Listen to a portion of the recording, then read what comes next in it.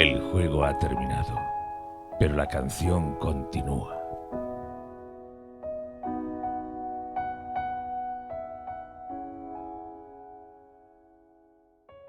Bienvenidos a La Canción Continúa, el primer podcast en español dedicado a la relectura de Canción de Hielo y Fuego, en el que esta semana analizamos Davos 4 de Tormenta de Espadas. Podéis encontrarnos en Patreon, YouTube, iVoox, Spotify y Apple Podcasts y en nuestras redes sociales en Twitter, Instagram o TikTok. Yo soy Berta y estoy rodeada como siempre por mis fantásticos compañeros. Beatriz, ¿qué tal estás? Hola chicos, ¿qué tal? ¿Cómo estáis? Bueno, pues nos toca hablar de nuestro queridísimo Davos una semana más. Nos toca hablar de cómo puede cambiar el destino, ¿no? En un capítulo, cómo puedes pasar de estar en la celda más oscura a convertirte en mano del rey. Así que vamos a hablar sobre este capítulo que tengo muchas ganas. Es la verdadera meritocracia, ¿no? El capítulo este es el único millonario que llega a donde está por mérito. Santi, ¿tú qué tal estás? Hola chicas, ¿qué tal? Pues sí, la verdad, un capítulo bastante interesante para el buen Davos. La suerte le va a cambiar. No sabemos en un futuro si para bien o para mal, pero le va a cambiar. Así que nada, vamos con ello. Y ya sabéis también que si queréis que vuestra suerte cambie, sobre todo para bien, podéis apoyarnos a nosotros a través de Patreon, como está en nuestras redes y en todo sitio, que es patreon.com/la canción continúa, en el cual pues tenéis diferentes manadas a las cuales os podéis unir y pues a partir de ahí tenéis diferentes ventajas, como pues camisetas, directos exclusivos, podcasts exclusivos, que además ahora hemos empezado esta serie de podcasts sobre religiones y demás. Así que pues tenéis un montón de contenido. De la misma manera, si no queréis, no podéis apoyarnos a través de Patreon, tenéis la opción de los miembros del canal de YouTube, a la cual también podéis acceder y tenéis ciertas ventajas también. Y si no, lo de siempre, no queréis apoyarnos de manera económica, pues siempre es bienvenido vuestro bonito like, vuestro comentario, compartirnos por redes. Recordemos, al final los algoritmos y todo esto, pues a través del boca a boca y de que la gente vaya moviendo el contenido, hacen que gente nueva pueda venir a esta nuestra familia LCC. Familia pequeña, familia mamarracha, sobre todo, ¿no? Antes de pasar al contenido de este capítulo de Davos 4, tengo que hacer el warning, ¿no? El avisito, porque estamos en época House of the Dragon. Hay mucha gente que está a modo no quiero saber nada de los libros, o incluso me leí los libros hace años pero no lo recuerdo bien y prefiero no recordarlo para ver la serie de nuevas. Sea como sea el caso, avisar de que este capítulo contiene spoilers y spoilers gordos de House of the Dragon, ¿vale? Así que queda ahí el aviso de spoilers establecido. Luego no quiero lloros en comentarios, no quiero quejas. Si luego se lo comen, se saltan esto y se lo comen, culpa suya. Nos exhibimos aquí de responsabilidad, pero sí, en este capítulo Stannis habla acerca de la danza de los dragones y por lo tanto hay spoilers de House of the Dragon. Avisado queda. Ahora pasamos como siempre con lo primero y lo importante, ¿no? Que es esa participación de vosotros oyentes a través de la sección de preguntas. Así que Santi, cuéntanos, ¿cuál nos han hecho esta semana? Pues esta semana creo que era la pregunta obligada, por así decirlo.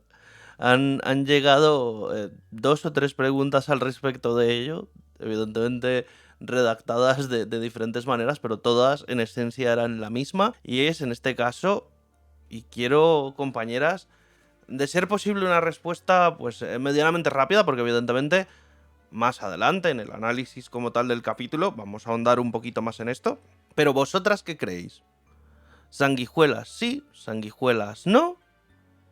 ¿Han matado a los reyes la voluntad de Rolor y la sangre de Edric Tormenta como sangre de reyes? ¿O qué pasa? Yo aquí voy a decir una cosa. Si esto es así, espero que Martin diga al final, en algún momento de los libros, lo típico de la única religión que realmente valía era Rolor, todo lo demás son inventos. Porque es que si no, va a ser complicado. O sea, teniendo en cuenta que la misma Melisandre dice, esto es porque el dios nos ha dado la tal, de que si usamos sangre de reyes van a hacer su voluntad y van a morir los demás, pues me tienes entonces que decir que Rolor sí existe, porque si no, no tendría sentido. Yo, personalmente, no creo. Hay muchísimas cosas que ya estaban hechas previamente y la única explicación sería, no, es que Rolor existe y interfirió en todas las decisiones de todo el mundo. Perdóname, señor Rolor, no me sea un dios acaparador. Porque como que los demás que no creen en usted y usted está aquí influyendo voluntades. Así que mi respuesta es que ya habían muchísimas más cosas pendientes, muchísimas fichas en juego ya moviéndose, y esto ha sido lo que le ha venido bien a Melisandre para decir, mira, yo quizá lo que sí que vio ella fue, no, hay fichas en juego, entonces yo puedo poner aquí a la voluntad de mi dios. Pero no me lo creo. No creo que las sanguijuelas hayan tenido todo que ver con la muerte de estas 3 personas. ¿Vosotras, compañeras, qué creéis? Sí y no, un poquito como lo dice la propia Melisandre, ¿no? Es un poquito sí y no. Discrepo contigo, Santi, en que esto confirmaría a Rolor, a la existencia de Rolor en sí. Creo que se puede, incluso aunque nuestra respuesta fuese sí, creo que se podría explicar con magia de sangre toda la vida, independientemente de Rolor, ¿no? Si hubiese sido otro, pues le hubiese dado otro motivo, ¿no? Otro, pues aplasto la, la sanguijuela en el septo de Baelor y digo que han sido los siete dioses, ¿no? El caso es que para mí no ha sido Rolor, y os diría que incluso aquí ni es del todo magia de sangre. Es decir, porque si fuese tan fácil la magia de sangre que tú coges a un muchacho, vas sacando sanguijuelas, pues en vez de 3 te sacas 17 y se cae Robb, Baelon, Renly, Joffrey, Tywin Lannister, Cersei Lannister y Melisandre dice, mi trabajo aquí ha terminado y adiós, ¿no? Creo que aquí Melisandre hace lo suyo. Es decir, lo suyo es convencer a Stannis de que no puede hacer nada, ¿no? O no puede ganar esta guerra sin su poder. Entonces creo que lo que está haciendo aquí Melisandre es que ella ve en las llamas algún indicio de que la muerte ronda a estas 3 personas, ¿no? Tanto a Joffrey como a Robb como a Baelon, que es algo que la hemos visto hacer en primera persona en Danza de Dragones. Hemos visto cómo ella ve más o menos señales de que alguien se va a morir, así lo hace con Jon Nieve, ¿no? Entonces creo que ella ve las señales, no está segura del todo, por eso le dice a Stannis, bueno, esto podría o no funcionar, pero vamos a hacerlo, ¿no? Porque en el caso de que se mueran tú, Stannis, estarás convencido de que he tenido algo que ver, así que 10 de 10 para mí, ¿no? Y para mi propia causa, que es que tú estés contentísimo conmigo. Entonces, creo que es un poquito ese juego de Melisandre. Quizá ni siquiera, quiero decir, quizá ella misma se cree este juego, en el sentido de, sí, he visto las señales, entonces quemo estas sanguijuelas y entonces he sido yo, ¿no? Y ella dice, sí soy, qué buen trabajo he hecho. O quizás sea más incluso frío, ¿no? Más manipulador por su parte, en el sentido de, sé que no soy yo, pero me viene bien hacerlo, ¿no? No sé cuál de las dos me convence más. Yo creo que incluso Melisandre se crea a veces sus propias mentiras o sus propios juegos. Entonces creo que es un poquito eso, que ella lo hace porque ya lo ha visto en las llamas, ya ha visto las señales de la muerte de estas 3 personas y dice, oye, pues para adelante con la vida. Si no pasa, pues le diré a Stannis que es que no fue suficiente con las sanguijuelas, es que tendríamos que haber sacrificado al niño, ¿no? Entonces todo nunca será culpa mía lo que hagamos, ¿no? Es como, si sale, qué bien, qué poderoso soy, si no sale, pues ya estaría. La cosa es que creo que esto no sucede a la inversa, es decir, no es la causa de las muertes, precisamente porque si no, si Melisandre contase siempre al 100% con este poder, chica, píllate un cubo de sanguijuelas y empieza a hacer lo tuyo, ¿sabes? No lo hace, ¿por qué? Porque sabe que sin recibir las señales previas, pues esto no, esto es más un juego que otra cosa, entonces, bueno, le viene bien, de eso no cabe duda, ¿no? Porque pasa, entiendo yo que vio esas señales, pasó y dijo, oye, Stannis, no lo puedo volver a hacer porque patata, ¿no? Pero bueno, cositas, tú hazme caso y ya está. Y es un poquito esta jugada que hace Melisandre que, oye, bien por ella, bien pensado, la verdad. Pues estoy bastante de acuerdo con Berta, es decir, entiendo que aquí Martin juega un doble juego de, bueno, pues si realmente luego ocurre todo y mueren todos, como sabemos que ocurrirá, pues el lector también se queda con esa duda, y una duda fundada, quiero decir, es una gran pregunta, de si ha habido una intervención directa de Rolor, ¿no? Y de que de alguna manera Melisandre ha podido prever eso, ¿no? Y incentivar eso. Pero estoy bastante de acuerdo con Berta. Es decir, creo que el poder de Melisandre o el posible poder de Rolor es mostrar el futuro en ese sentido de estas personas van a morir. A Melisandre le viene bien. Es cierto que quizás es muy conveniente, es como, vaya, van a morir todos tus enemigos, Stannis van a morir. Es cierto que es demasiado conveniente y nos podría llevar a pensar que quizá Rolor tuvo algo que ver, pero no creo que sea a través de las sanguijuelas. ¿Me explico? Es decir, si realmente existe este poder supremo, llámalo Rolor, llámalo como sea, no van a morir estas personas debido a la sangre de Edric Tormenta, debido a las sanguijuelas. Morirán, pues porque Rolor así lo habrá decidido, siempre y cuando Rolor tenga algún poder al respecto, que podría ser simplemente causa de sus decisiones, cosa que también es, ¿no?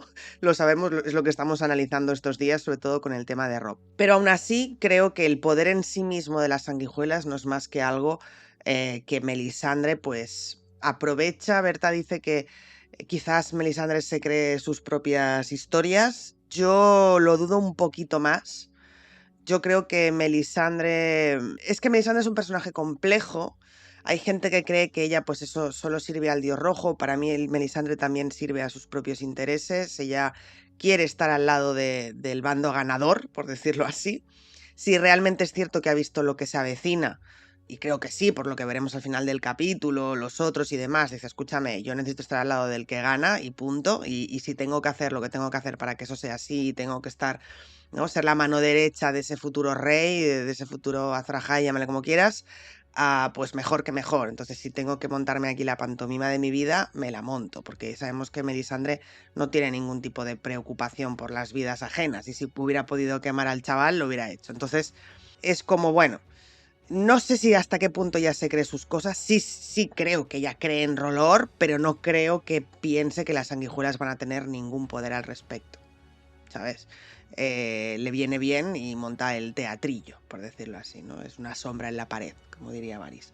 Entonces, bueno, eso es lo que pienso. Creo que si Rolor existe y ha intercedido para que estas personas mueran, no habrá sido a raíz de las sanguijuelas, sino a raíz de que es un dios. Quiero decir, no necesitas sanguijuelas para montar todo este pifostio, ¿no?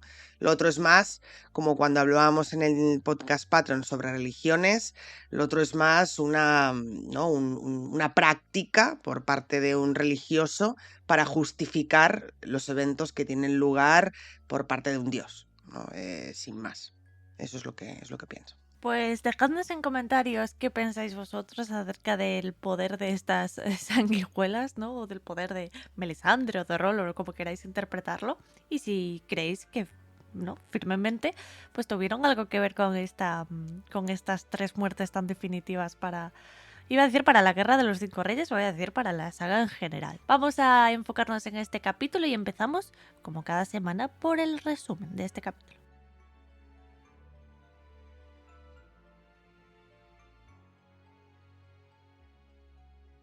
Voces. ¿Oyes, Davos? Alguien viene por nosotros. Davos oía al menos 2 voces y varias pisadas que se acercaban cada vez más. Lord Alester se sacudió la paja de la ropa. El rey ha enviado a buscarme. O puede que haya sido la reina. Lamprea apareció al otro lado de los barrotes con un aro de llaves en la mano. Ser Axel, Florén y 4 guardias lo seguían de cerca. Axel, loados sean los dioses. ¿Quién envía a buscarme? A ti nadie te viene a buscar, traidor.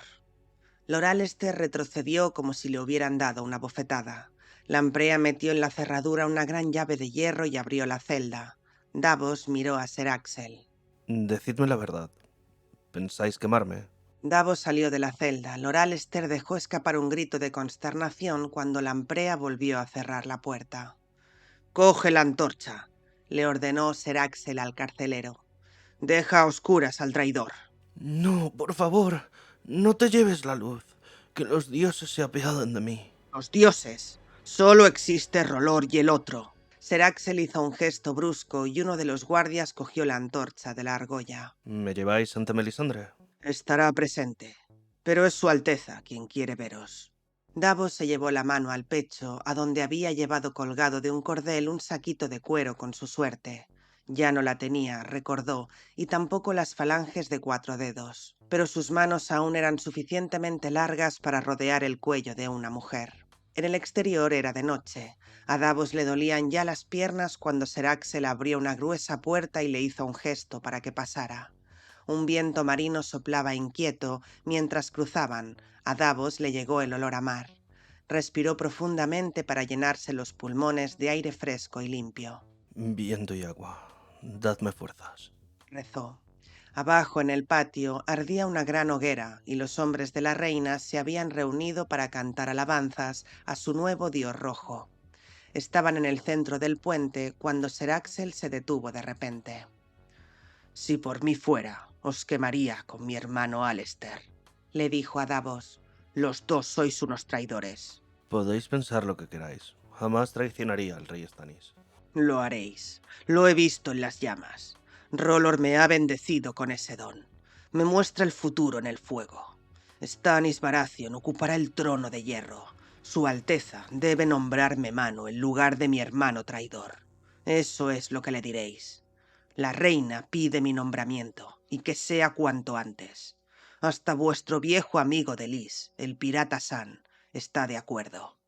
Hemos hecho planes juntos, pero su Alteza no se decide. La derrota lo devora por dentro. De los que lo queremos depende mostrarle qué debe hacer. Si sois tan fiel a la causa como decís, uniréis vuestra voz a la nuestra. Le diréis que soy la mano que necesita, y cuando embarquemos, me encargaré de que estéis al mando de un nuevo barco».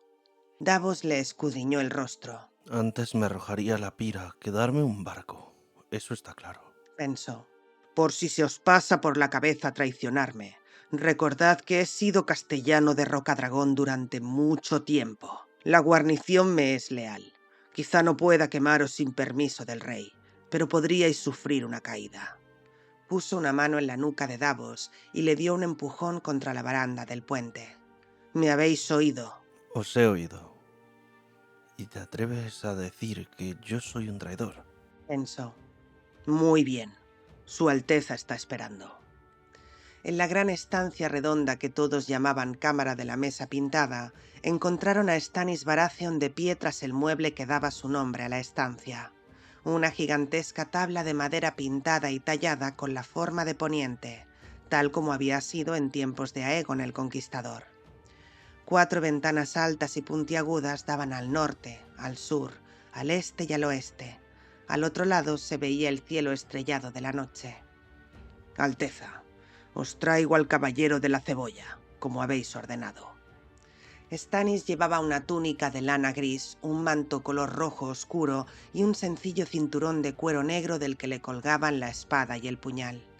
Le ceñía la frente una corona de oro rojo con puntas en forma de llamas. Verlo fue toda una conmoción. Parecía 10 años mayor.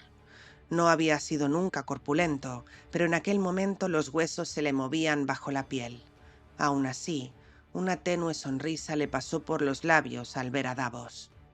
«De modo que el mar me devuelve a mi caballero de los peces y las cebollas», Así es, Alteza.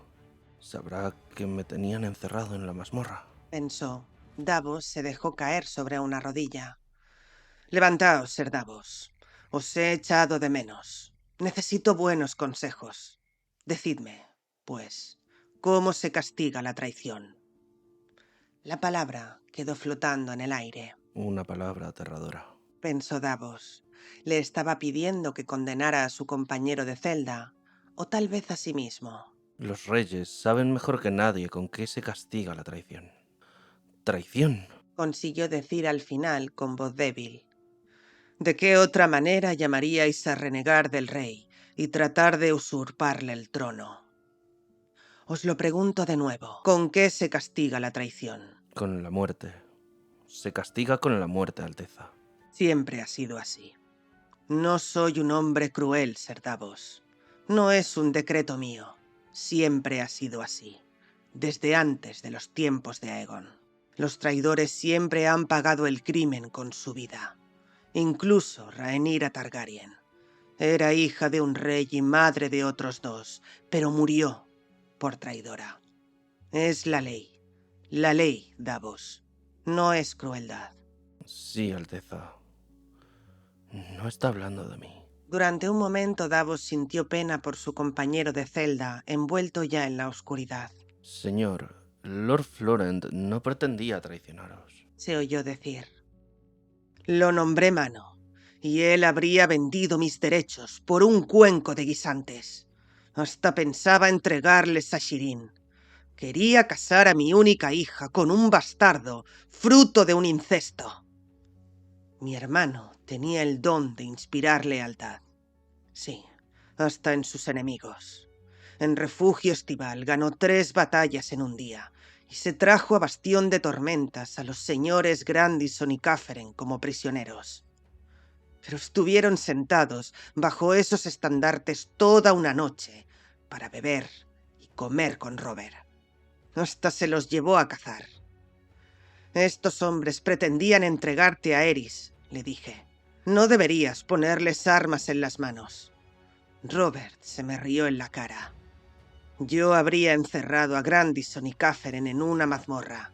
Él, en cambio, los convirtió en amigos. Mi hermano consiguió que lo quisieran. Pero al parecer, yo tan solo inspiro traición. Los Lannister creen que estoy acabado. Casi todos mis señores vasallos me han abandonado. La batalla volverá a encender el fuego en sus corazones, Alteza, dijo Ser Axel.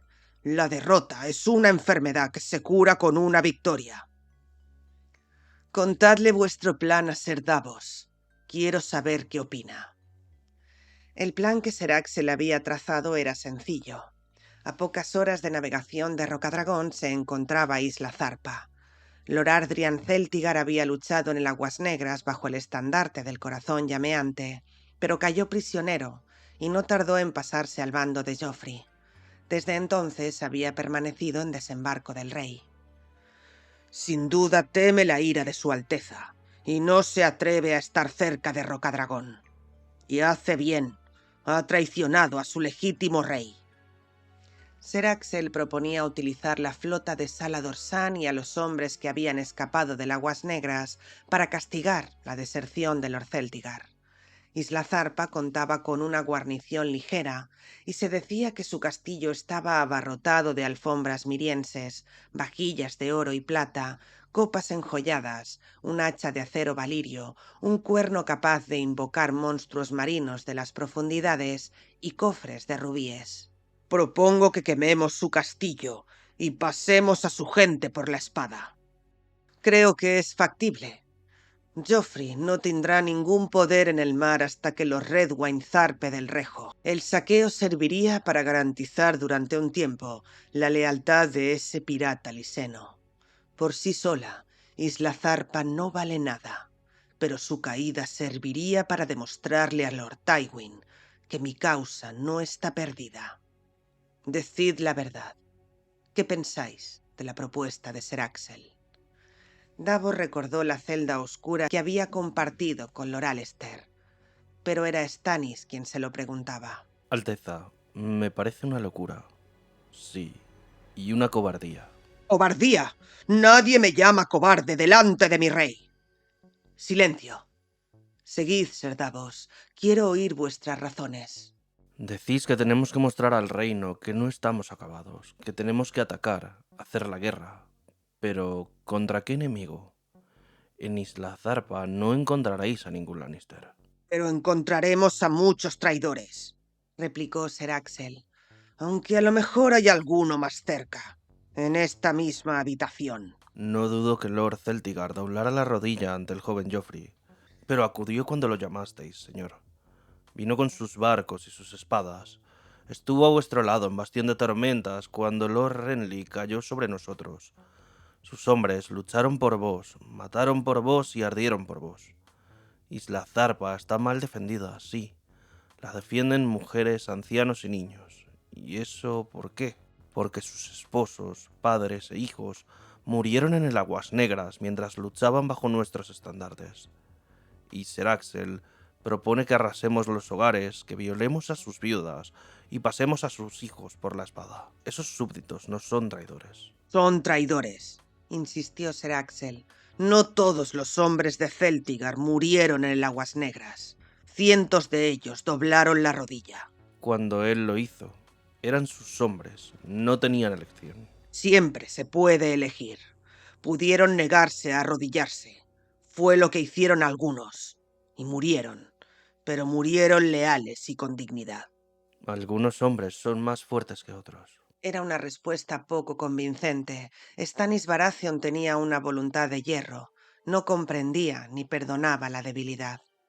Todo hombre tiene el deber de permanecer leal a su legítimo rey, aunque el señor al que sirve lo traicione, declaró Stannis. Una insensatez desesperada se apoderó de Davos, una imprudencia cercana a la locura. Como vos permanecisteis leal al rey Aerys cuando vuestro hermano alzó sus estandartes. ¡Traición!, gritó Ser Axel al tiempo que desenvainaba el puñal.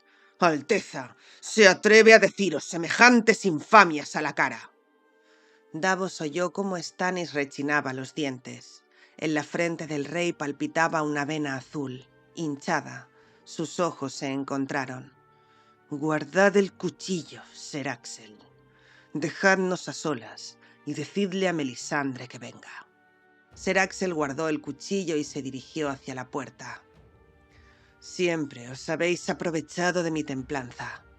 Os puedo cortar la lengua con la misma facilidad con la que os corté los dedos. Mi vida es vuestra, Alteza. Mi lengua también. Podéis hacer con ella lo que queráis. Así es, y lo que quiero es que me sigáis diciendo la verdad. Aerys decís, fue una decisión muy difícil. Mi sangre o mi señor. Mi hermano o mi rey. ¿Habéis visto alguna vez el trono de hierro? No es una silla cómoda. A decir de algunos, nadie que se siente en ese trono descansa tranquilo. A veces me pregunto por qué lo desearon tanto mis hermanos. Entonces, ¿por qué lo queréis vos? Le preguntó Davos. No se trata de que lo quiera o no. El trono me corresponde como heredero de Robert. Es la ley. Después de mí deberá pasar a mi hija, a menos que Selys me dé por fin un hijo varón. No tiene nada que ver con lo que quiera. Tengo un deber para con mi hija, para con el reino, hasta para con Robert. No me tenía ningún cariño, pero la Lannister le puso los cuernos y lo convirtió en un bufón. Puede que hasta lo matara, igual que mató a Jon Arryn y a Ned Stark. Esos crímenes claman justicia, empezando por Cersei y sus abominaciones. Estoy decidido a limpiar esta corte. En cierta ocasión Ser Barristan me dijo que toda la podredumbre del reinado de Aerys empezó con Varys. No se debería haber perdonado nunca a ese eunuco, igual que al matarreyes. Robert tenía que haberle quitado la capa blanca y haberlo enviado al muro, como le aconsejaba con insistencia Lord Stark. Pero le hizo caso a Jon Arryn. Decidme la verdad. ¿Por qué queríais matar a Lady Melisandre? Así que lo sabe. Pensó Davos. No le podía mentir. 4 de mis hijos ardieron en el Aguas Negras. Ella los entregó a las llamas. La juzgáis mal. Aquel fuego no fue obra suya. Maldecid al gnomo, a ese imbécil de Florén, o maldecidme a mí por mi orgullo, por apartarla de mi lado. Pero no a Melisandre. Sigue siendo mi más fiel servidora. El maestre Crescent era vuestro fiel servidor y ella lo mató, igual que mató a Ser Conry Penrose y a vuestro hermano Renly. Melisandre vio el final de Renly en las llamas, sí, pero tuvo tan poco que ver con aquello como yo. Fue Melisandre quien me aconsejó que me reuniera con él y le diera una última oportunidad de retractarse. También fue ella quien me dijo que mandara a buscaros cuando lo que quería Ser Axel era entregaros a R'hllor. ¿No os sorprende? Sí, sabe muy bien que no soy amigo suyo ni de su dios rojo. Pero sois amigo mío. Eso también lo sabe. El chico está enfermo. El chico. Habláis de mi hijo, señor. Devan, buen muchacho, se os parece mucho. No, el que está enfermo es el bastardo de Robert, Edric Tormenta. pensó. Hablé con él en el jardín de Aegon. Os conquistó el muchacho. Es un don que tiene. Sabe que es hijo de un rey, pero prefiere olvidar que es bastardo. Y adora a Robert igual que lo adoraba Renly. Mi regio hermano jugaba a hacer de padre en sus visitas a Bastión de Tormentas. Además, estaban los regalos. Todo era cosa del eunuco. El chiquillo escribía mensajes de agradecimiento y Robert se reía y le preguntaba a Varys qué le había enviado ese año. Renly era igual. Dejó la educación del crío en manos de castellanos y maestres y él los conquistó a todos. Penrose prefirió morir a entregarlo. ¿Cómo pudo pensar que yo le haría daño a ese niño? Elegí a Robert. Cuando llegó el momento de la decisión, elegí la sangre por encima del honor. Ya no llama al chico por su nombre. Aquello intranquilizaba a Davos. Espero que el joven Edric se recupere pronto. No es más que un resfriado. Tiene tos, escalofríos y fiebre. El chico en sí no es nada, pero por sus venas corre la sangre de mi hermano. Y ella dice que la sangre de un rey tiene poder. Stannis puso una mano sobre la mesa pintada. Mirad esto, caballero de la cebolla. Mi reino, mi herencia, mi poniente. Todo esto de los 7 reinos es absurdo. Ya lo dijo Aegon hace 300 años, cuando estaba donde estamos nosotros ahora mismo. Aquí reflejaron ríos y bahías, colinas y montañas, castillos, ciudades, aldeas, lagos, pantanos y bosques. Pero ninguna frontera. Es todo una sola cosa, un solo reino, sobre el que debe reinar un solo rey. Un solo rey. Un solo rey es la paz. Yo llevaré la justicia a Poniente. De la justicia Serac se le entiende tan poco como de la guerra. Con Isla Zarpa no ganaría nada. Y como vos habéis dicho, sería una canallada. Celtigar tiene que pagar el precio de la traición en su persona, y así será cuando yo reine. Todo hombre cosechará lo que haya sembrado. Os garantizo que algunos perderán mucho más que la punta de los dedos. Han hecho sangrar a mi reino. Eso no lo voy a olvidar. Arrodillaos, caballero de la cebolla. ¿Alteza? Hace tiempo, por vuestras cebollas y vuestros peces, os nombré caballero. Por esto os voy a elevar al rango de señor. Davos no entendía nada. Estoy más que satisfecho con ser caballero a vuestras órdenes, Alteza. No sabría comportarme como un señor. Mejor. El comportamiento de los señores es falso. Lo he aprendido por las malas. Arrodillaos de una vez. Vuestro rey lo ordena. Davos se arrodilló y Stannis desenvainó la espada larga. Era dueña de luz. Aquel nombre le había puesto Melisandre. La espada roja de los héroes. El acero tenía un resplandor propio y cambiante, ora anaranjado, ora amarillo, ora rojo. Pero cuando Stannis tocó con ella el hombro de Davos, el tacto fue igual que el de otra espada cualquiera. Ser Davos de la casa Seaworth. Seréis mi vasallo leal ahora y por siempre. Lo seré, mi señor. Juráis servirme con lealtad hasta el fin de vuestros días, aconsejarme, obedecerme con presteza, defender mis derechos y mi reino, proteger a mi pueblo y castigar a mis enemigos. Lo juro, Alteza.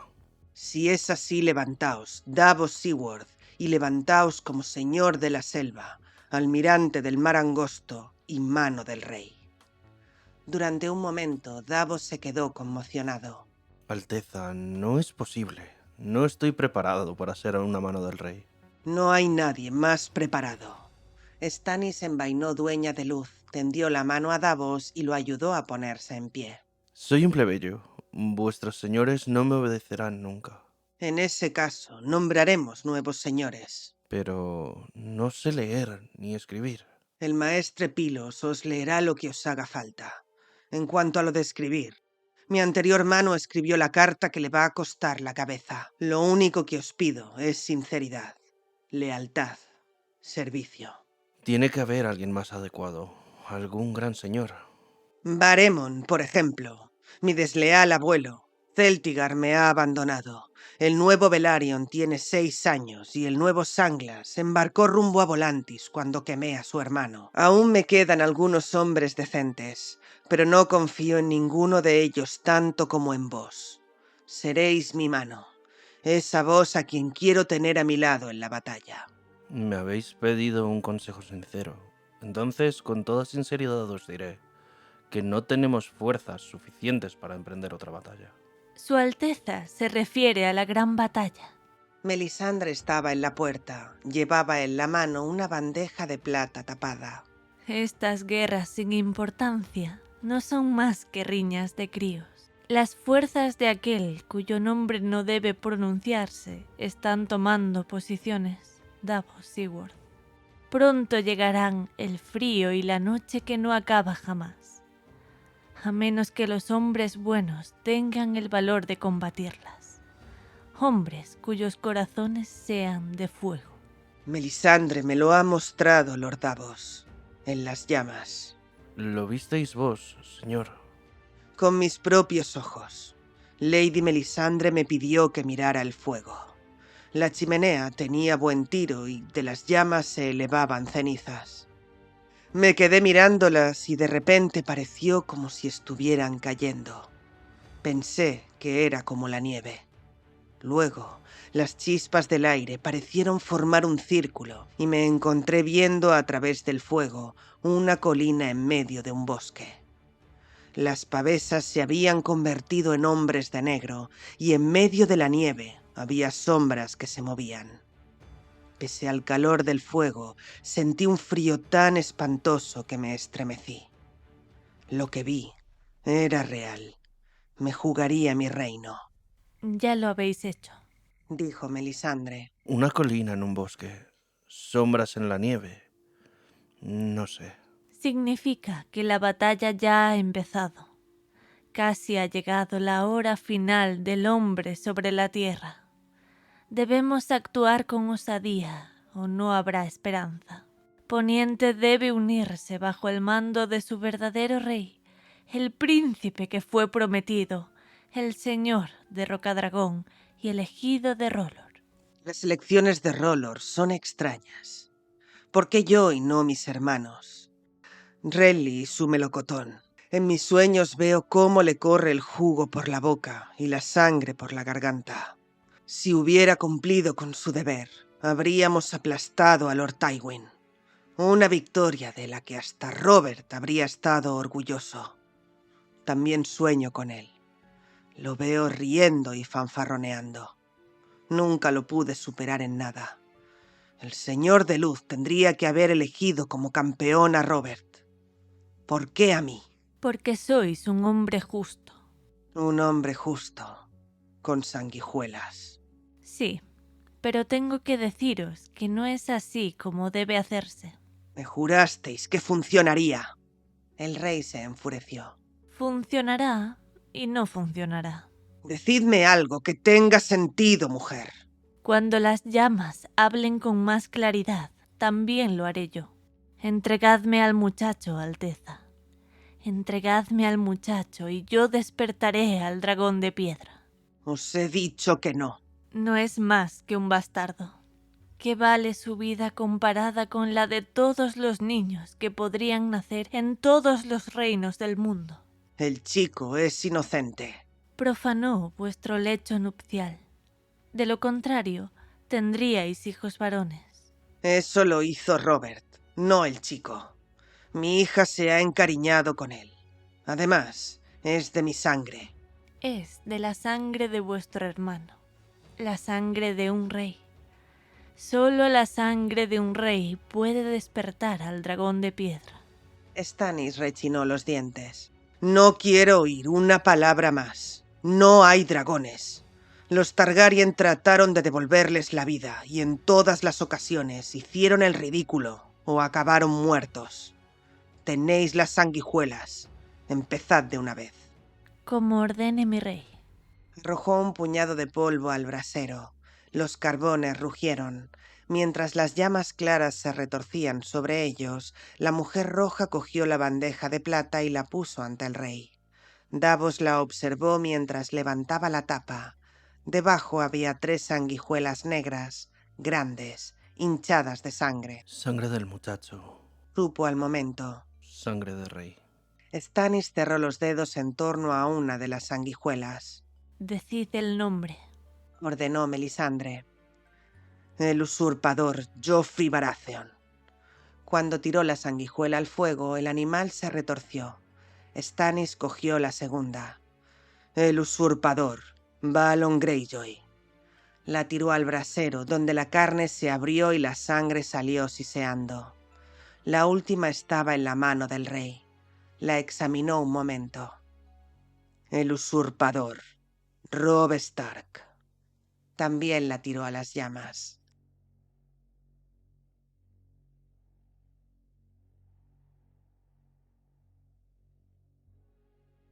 Davos se levanta en este capítulo como señor de la selva, almirante del mar angosto y mano del rey. Un acto, un gesto por parte del rey Stannis que por parte de, bueno, por buena parte del fandom le encumbra como personaje, ¿no? Es uno de esos buenos gestos que tiene Stannis como persona y como personaje que hace que para muchos pues se gane una nueva faceta. Se está mostrando aquí la cara amable de un rey que quizá no lo es tanto o no siempre, ¿no? Pues sí, la verdad es que, mis compañeros lo saben, he estado dudando hasta el último momento entre si hablaros sobre este tema o sobre otro, pero al final creo que este puede ser más interesante en este capítulo, y es que no voy a ser yo quien defienda a Stannis Baratheon, y creo que esto ya lo estoy diciendo demasiado para mi gusto, porque últimamente lo digo demasiado, pero es verdad que en este capítulo, como decía Berta, de la misma forma que precisamente, probablemente en el capítulo de la semana que viene, habrá mucha gente que cambie, ¿no?, su actitud con respecto a Jaime, en este capítulo hay mucha parte del fandom que quizás cambió su opinión sobre Stannis debido al gesto que tiene con Davos. Sin duda no es el único gesto que nos puede enseñar esa cara amable del rey, ¿no? También tenemos, por ejemplo, el hecho de que defienda a Edric Tormenta delante de la expectativa que tenía Melisandre de convertirlo en pues un asado de Navidad, y de alguna manera también hay ciertos momentos, ciertos comentarios, incluso ciertos gestos del personaje que nos hacen ver un poco esa cara amable. Lo hablaremos, por supuesto, a lo largo de todo el análisis, ¿no? El hecho de que él crea que debe ser rey más por justicia, por ley, que por algo personal. El hecho de que quiera, de que valore a su hija, que sabemos que es una niña pues que ha sufrido mucho. El hecho de que la valore pues enfadándose cuando intentan casarla con Joffrey Baratheon, cuando dice que le debe ese trono a su hija, incluso cuando defiende a Edric Tormenta diciendo que la buena de Shireen pues se ha encariñado con él. También vemos momentos en los que valora a Davos como mano del rey a pesar de su origen, a pesar incluso del hecho de que no sabe leer y escribir, incluso hasta el punto de decir que si hace falta cambiará a los señores para que le obedezcan. Sin duda es un capítulo que, aunque sigue dando muestras de cretinismo, porque si no, no sería Stannis Baratheon, incluso a los más férreos opositores de este rey nos puede hacer dudar. Y eso me parece algo muy interesante que podéis aplicar en vuestros relatos o en vuestras novelas. Sin duda creo que todos aquí sabemos que Martin es un genio de los grises, es un genio de construir personajes quizás más claritos, quizás más oscuros, pero que siempre están en ese espectro entre el bien y el mal, y creo que aquí Stannis nos demuestra un poco eso. Incluso yo insisto, no sé cómo sentirme al respecto. Dice que quiere traer justicia a las muertes de Jon Arryn, a la muerte de Ned Stark, recuerda a sus hermanos, ¿no?, que de alguna manera cree que sus hermanos hubieran sido más válidos. Vemos esa debilidad debido a la derrota, incluso a nivel físico, pero también a nivel moral, preguntándose por qué Rolor lo escoge a él y no a sus hermanos, por qué su hermano Robert inspiró lealtad mientras que él no. Es decir, una serie de cuestiones que deberíais, si queréis construir personajes profundos, aprovechar, ¿no?, y meter dentro de vuestros relatos. ¿Hace falta que sea todo de golpe como hace Martin aquí? bueno, quizás podéis de alguna manera distribuirlo un poco más. Entiendo que Martin aquí lo haga así, porque realmente tiene demasiados personajes que de alguna manera mezclar entre grises, entonces es como necesito espacio, pero sin duda creo que le da muchísima dimensión al personaje. Así que mi consejo siempre, y esto no es nada nuevo, lo que pasa es que quería traerlo a colación aquí porque me ha gustado mucho cómo se ha mostrado Stannis en este capítulo. Nunca hagáis personajes blancos y negros, dadle matices de grises, porque así es la realidad de la gente. Aunque hay personas gris más claro, gris más oscuro, incluso algunas personas son bastante negras, por favor, meted siempre algo de bondad o de maldad en vuestros personajes. Les dará dimensión, les dará profundidad y sobre todo les dará realismo, que es algo muy importante cuando escribimos ficción. La verdad es que frente a esto que dices, sí que veníamos de un Stannis que todo el tiempo era férreo, en plan, yo soy el único que tiene aquí la última palabra, Renly, cállate, yo soy el rey, todos son hijos del incesto. Voy a decirlo en plan de que te descoloca un poquito el momento de, oye, Devan, sí, qué buen hijo es, no sé qué buen chaval. Y es como, no te esperas que Stannis diga este tipo de cosas. O, por ejemplo, que luego un poco se preocupe por Edric, en plan de no lo vas a matar, puedes sacarle sanguijuelitas, pero no pasa nada. La verdad es que es eso. Me parece un acierto que, sobre todo en este capítulo, donde le está dando pues poderes a Davos por encima de lo que ya tenía, se vea pues un poquito más esa cara humana del personaje. Sí, al final lo convierte en un personaje bastante más interesante todo lo que hace en este capítulo, como dice Bean, tanto en cuanto deja de ser ese prototipo, ¿no? Del rey rígido y el señor con el... Bueno, iba a decir una frase espantosa, ¿no? Pero digamos que ese señor cuya máxima es la rectitud y como que nunca se desmarca de ahí. Y aquí vemos varios gestos, diría yo, que se desmarca un poquito de esa idea y que hacen, yo creo que hacen que el lector pues empatice un poquito más con Stannis, que quizá ya habría podido empatizar, pues yo qué sé, con sus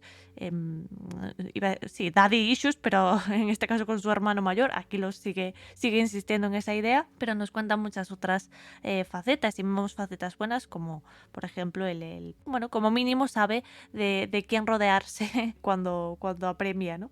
En este caso de Davos. Si algo tenían Robert y Stannis en común, es que por lo menos sabían elegir buenas manos del rey, ¿no? Así que eso que apreciamos este gesto, ¿no? Sobre todo siendo Davos un vasallo que, digamos, que no es lo habitual en Poniente, ¿no? Que lleguen a ese tipo de posiciones. Aquí, pues Stannis confía en él, y confía en él además con esa causa de la que hablaremos luego, de salvar al reino, ¿no? Que es aquí donde inicia toda esa campaña de Stannis hacia el muro. Es decir, que eso es algo que los fans de Stannis aprecian mucho también, ¿no? Que es el único que se centra en salvar al reino para ganar el reino y no al revés, ¿no? Entonces entiendo por qué Stannis gusta a alguna gente, sobre todo porque se crea ese efecto. Suele pasar mucho cuando los personajes son así muy rectos y oscuros, y ¿no? Que es como muy difícil ganarse su corazón, ¿no? Son así muy edgys y tal. Cuando esos personajes se abren un poquito, es como que de repente los queremos mucho más que a otro que ha demostrado sus intenciones y su corazón todo el tiempo, ¿no? Es como, oh, Dios mío, ¿no? I can fix him. Puedo conocerle, ¿no? Puedo desentrañar este misterio. Entonces a mucha gente pues le atrae eso, ¿no? Conocer un poquito más esas facetas más humanas que tiene y que oculta normalmente un personaje como es el de Stannis Baratheon.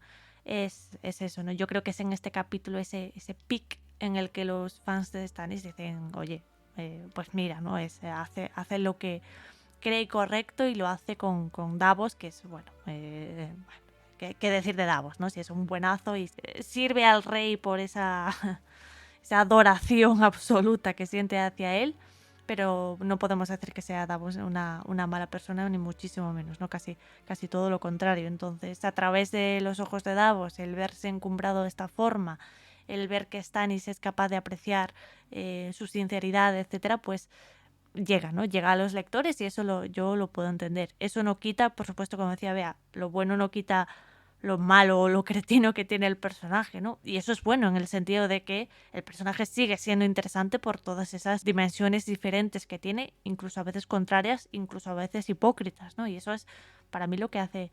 No me genera mucha simpatía por Stannis como persona, pero oye, como personaje puede apreciarse, ¿no?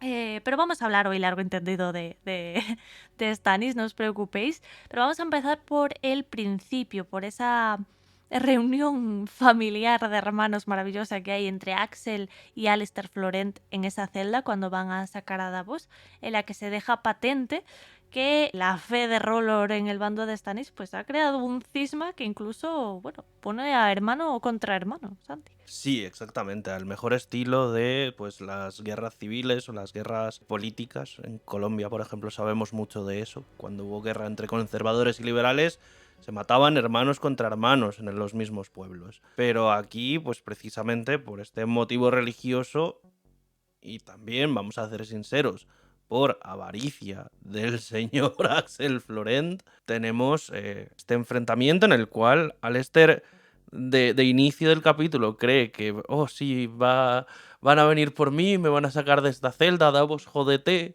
y el que termina ya incluso hasta sin luz, lo cual me parece una declaración de intenciones importante de parte de Martin, cuando incluso con todo el fervor que le tiene Axel a R'hllor, le quita esa antorcha, le quita la posibilidad de tener la luz de su señor, porque como él le dice, tú hablas solamente de los dioses y los dioses y los dioses, y en Rocadragón ya no hay sitio para esos dioses.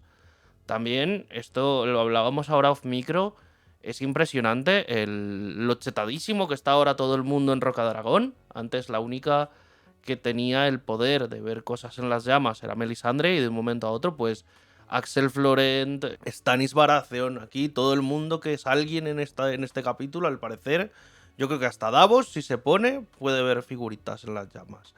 Pero es eso, nos encontramos con esta salida de Davos de la celda, y de ver cómo Axel Florent directamente le amenaza. O sea, lo para en la mitad de un puente y le dice, bueno, tienes dos opciones. O hablas a favor de mí con Stannis para que yo sea la nueva mano del rey. Incluso le dice, tu amigo Salador Saan está a favor mío. O puede que tengas un sonado accidente y aquí nadie vio nada. O sea,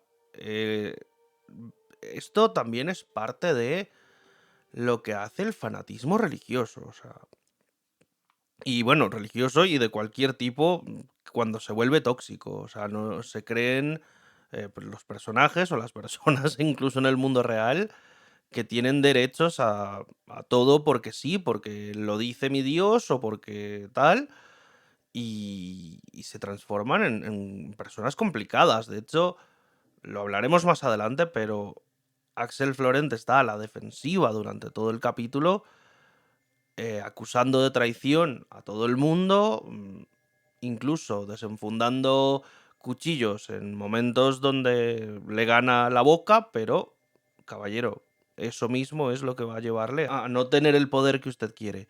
También, y esto es algo que veremos más adelante en cuanto a la conversación de Stannis, pero es ver las lealtades que le quedan al mismo rey. O sea, en este momento la guerra le ha arrebatado a sus principales aliados, y Stannis está en un momento donde él mismo lo dice.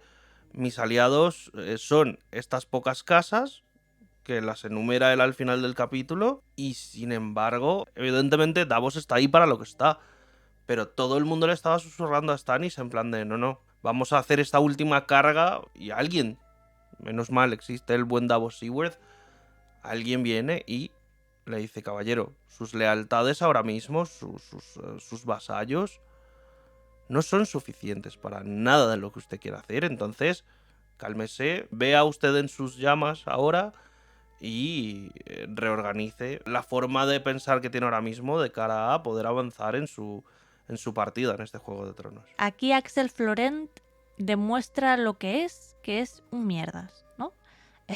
Así. Lo siento, YouTube. Es un cretino con todas las letras. Martin dice, voy a hacer a este personaje claramente unidimensional para que sea un hijo de una hiena. Y lo es desde este punto hasta Danza de Dragones. Y no deja de serlo. Entonces, lo que viene a importar aquí, yo creo, más allá de que Axel sea o deje de ser un cretino, es ver cómo realmente esta fe de R'hllor a la que Stannis se ha aferrado tanto, a veces va a ser instrumentalizada por ciertas personas a su alrededor para pues, conseguir lo que no tenían, ¿no? Por ejemplo, Axel y Alistair, entiendo yo que siempre ha habido ahí mal rollo, porque si no tú así, por muy fanático que seas, no tratas a tu hermano, o no tan rápido por lo menos. El caso es que pues probablemente Axel siempre ha querido ser mano del rey, o siempre ha querido escalar en esta posición, y esta fe de R'hllor y lo que hace su hermano pues le pone las cosas en bandeja de plata, ¿no? Como suele decirse.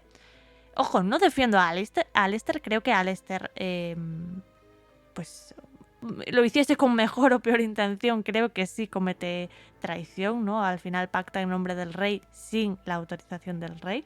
En ese sentido más legal, pues sí comete traición. Pero bueno, vemos a un Axel que se ensaña bastante con su hermano, ¿no? A nivel de, pues eso, quitarle esa luz que le da un poquito de cordura en este encierro en la celda, ¿no? Y eso lo hace en nombre de R'hllor y en nombre de la traición al dios, etcétera, etcétera, ¿no? Es decir, que R'hllor al final también sirve como justificación para toda esa gente que, pues, que lo instrumentaliza un poquito para su propia causa, en este caso la de Axel, que la deje evidente, ¿no? Porque a Davos llega incluso a amenazarle con cuáles son sus planes, que quiero ser mano del rey y ya he pactado con la reina y ya he pactado con Salador Saan y o nos sigues el rollo a todos o te vas por la barranquilla, ¿no? Básicamente.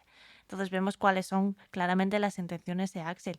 Y muy probablemente no sea el único. Quiero decir, en Danza de Dragones seguiremos viendo la expansión de este cisma, ¿no? Que es ya dividido entre los hombres del rey y los hombres de la reina.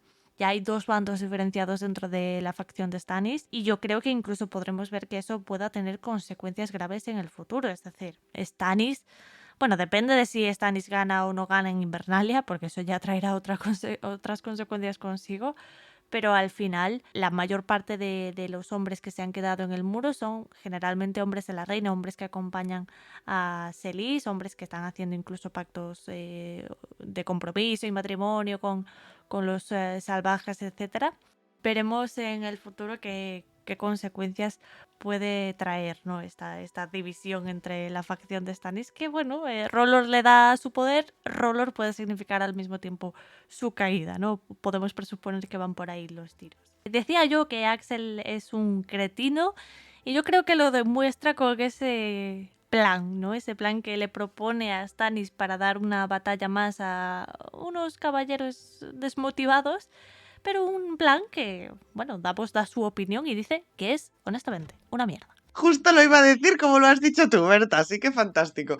Sí, efectivamente, es decir, Axel ha propuesto ese plan contra la isla Zarpa, en la cual pues va a aprovechar que falta su señor, y no solo su señor, ¿no? Sino todos aquellos hombres que estuvieron combatiendo en el Aguas Negras, que murieron pues por la causa de Stannis, para ir a esa isla, pasarlos a todos por la espada, violar a sus mujeres, eso no lo dice, pero luego Davos como que lo reitera porque sabe que van por ahí los tiros, y saquear los tesoros. Es que, bueno, en fin. Saquear los tesoros pues para dar un poco de ánimo a las tropas y también pues para mantener contento al pirata Salador Saan, que nos caerá muy bien, pero vamos a ver, o sea... Quizir, nos hemos pasado un poquito. Recordemos que esto viene un poco de lo que le dice Ser Axel a Davos antes de entrar, ¿no? De, escúchame, apóyame con este plan o si no vas a ir para adelante, ¿no? Es un plan que hemos trazado los hombres de la reina, Salador Saan y yo, y tu deber, ¿no? Es apoyarnos. ¿Y qué hace Davos? Dice, por aquí se va a Madrid. Y no lo hace. Lo que hace precisamente es todo lo contrario, dar su opinión y decir, como muy bien estaba comentando Berta, que el plan es una mierda. Y no solo es una mierda, sino que es de cobardes. Que es un plan que precisamente no va a encumbrar al rey Stannis, sino todo lo contrario, ¿no? Va a crear una visión de él, pues de alguien cobarde que se aprovecha de los débiles, sobre todo de los vasallos que han luchado por su causa, que han perdido y que han muerto por su causa. Me parece interesante porque es que los propios hijos de Davos han muerto por esa causa y supongo que también Davos aquí siente cierta empatía por esos hombres que cayeron en el Aguas Negras. Esto hace que Ser Axel pues se sulfure bastante y y Stannis lo despide y le dice: váyase usted un momento que tengo que hablar yo aquí con esta persona. Claro, el propio Davos lo que le dice a Stannis es caballero, usted hizo lo mismo. Hizo lo mismo cuando se trataba del rey Aerys y cuando se trataba de su hermano y tuvo que tomar una decisión, ¿no? Esto que se podría haber considerado pues una traición, en cierta medida el rey Stannis lo agradece, ¿no? El hecho de que le sea sincero y le diga la verdad. Una vez se quedan solos, pues Stannis y Davos empiezan a hablar y realmente Stannis le da la razón con respecto a su opinión del plan de Ser Axel. Él es plenamente consciente que hacer eso es de cobardes y que cada uno debe recoger lo que siembra. De hecho, deja muy claro, ¿no? El Lord Certigar pagará por sus actos cuando yo sea rey, pero sus vasallos, las mujeres, los niños, los viejos, no tienen por qué pagar por las acciones de su señor. Más allá de eso, sin duda, estas palabras que le dice Davos hace que el rey se reafirme en una decisión que creo que a todo el fandom le gusta bastante, y es el hecho de nombrar a Davos mano del rey. Ya tenía, yo creo, esa idea clara y quizás esta opinión no era más que una prueba para Davos, ¿no? Para ver si podía seguir siendo ese hombre que siempre le decía la verdad, independientemente de las consecuencias que eso pudiera tener. Al darse cuenta de que es así, pues Stannis lo nombra, como antes decía Berta, el señor de la selva, si no recuerdo mal, que es un poco Mowgli, la verdad. Es un poquito Mowgli, el libro de la selva. El señor de la selva, el almirante del mar angosto y mano del rey. Davos se queda picuetísimo con esa decisión, le dice: oye, mira, yo es que no sé leer, no sé escribir, a mí no me van a hacer casos, pero Stannis decide ratificar esa decisión, poniendo incluso todas las facilidades posibles al servicio de Davos, en plan, pues si hace falta el maestre te leerá lo que haga falta, si hay que cambiar a los señores para que te obedezcan, pues los cambiamos, ¿no? Él está muy convencido de que precisamente en este momento de su vida en el que está bajo, vamos a decirlo así, acaba de sufrir una gran derrota, necesita a su lado hombres como Davos, hombres fieles, hombres serviciales, hombres que sepan darle buenos consejos y de forma sincera. Más allá de eso, a raíz del tema de el ser rey o no, el hecho de estar al lado de Robert, estar al lado de Aerys y demás, se crea esa reflexión por parte de Stannis con respecto a ser rey. Y aquí esto me parece muy interesante y lo quiero comentar con vosotros, compañeros. Él insiste en que él quiere ser rey no por una motivación personal, sino porque es lo que manda la ley. Es el heredero de Robert, ya que sus hijos son bastardos y pues es lo que toca, ¿no? Por eso mata a su hermano y eso es en lo que él cree. En la ley es alguien, Stannis es una persona firme, es una persona que hay gente que considera justa, gente que no, pero sin duda es firme en sus convicciones, él sabe que eso es la ley y es lo que hay. Incluso llega a decir que ni siquiera realmente quiere el trono. Dice: no entiendo por qué mis hermanos lo deseaban tanto, pero tengo un deber con el reino, con mi hija, que será mi heredera a no ser que mi esposa me dé un hijo varón. Me parece esto interesante porque, y aquí te hacemos un poco de spoiler de House of the Dragon, hace nada ha comentado que murió por traidora Rhaenyra, que era la verdadera reina, en fin, cositas. Pero él dice: pues si mi hija si mi mujer no me da un hijo varón, mi hija heredaría el trono, y que también tiene un deber con el propio Robert. Él está convencido de que debe sanear la corte, castigar a los que en su día Robert no castigó y de alguna manera crear una corte que sea más justa y en el que su reino no vuelva a sangrar.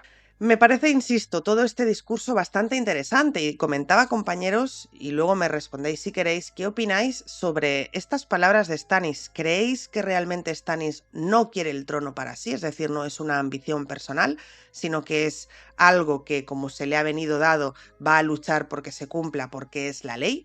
Yo tengo ciertas dudas. En parte creo que sí, pero en parte es verdad que estos sueños, estos planes que tiene para con los 7 reinos, aunque él quiere quiere de alguna manera hacer que no se llamen así, ¿no? Que no haya fronteras, que todo sea un reino, porque un único rey trae la paz, según él. En fin, quiero decir, creo que no es incompatible. Los Targaryen reinaron durante muchísimos siglos con esa idea de los 7 reinos. Aunque había un único rey Targaryen, los demás seguían manteniendo pues a sus señores, sus costumbres, su religión y demás. Stannis parece querer tirar esas fronteras y convertirlo en una especie de único estado. Pero sea como sea, creo que todos estos sueños, todos estos ideales, que es verdad que él justifica diciendo que responden a una mayor estabilidad para el reino, creo que también tiene algo de ambición personal o, ¿no? Algo de, bueno, pues son mis sueños para con este reino, ¿no? Quiero eliminar a todos aquellos que me han traicionado, quiero eliminar a todos aquellos que en su día fueron perdonados. No sé, tengo dudas al respecto. Creo que aunque no creo que sea una persona que ambicione el poder como tal, creo que el poder le gustaría.